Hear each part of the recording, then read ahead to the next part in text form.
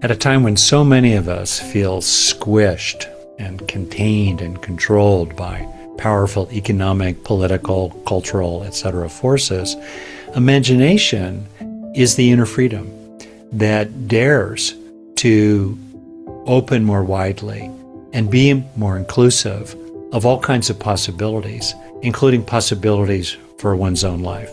And the rebellious, stubborn part of myself really appreciates imagination as that inner freedom that is never fundamentally defeated. And holding on to imagination and exercising our imagination gives us victories in the inner world, even if we're limited somewhat in terms of what we can accomplish in the outer world.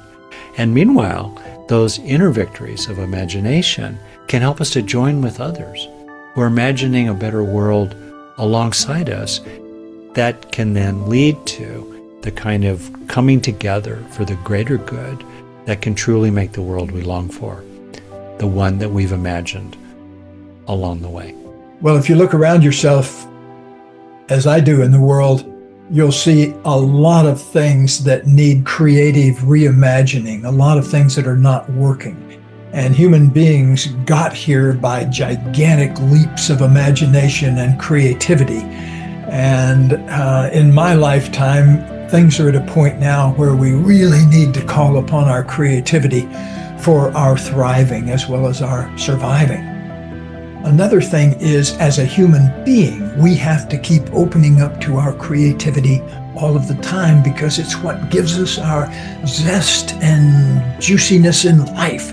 Unless you're open to your imagination and creativity, you live a flattened existence that's not as rich as it could be if you employed your full imagination. Reclaiming our imagination allows for us to be both creative and logical and strategic.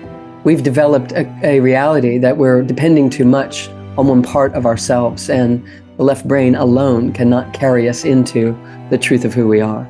Our imagination turns on and ignites the rest of who we are and allows us to be more of the solution rather than contributing to the problem. I think reclaiming our imagination is more important and crucial than ever before because of all of the toxic information, media, social media that we're fed, all these narratives that we need to eliminate and create and basically reimagine our own reality around us. And our own consciousness is polluted with an onslaught of information that we're getting from media, from Hollywood and other places. So I think reclaiming our imagination is basically reclaiming our agency and reclaiming our future.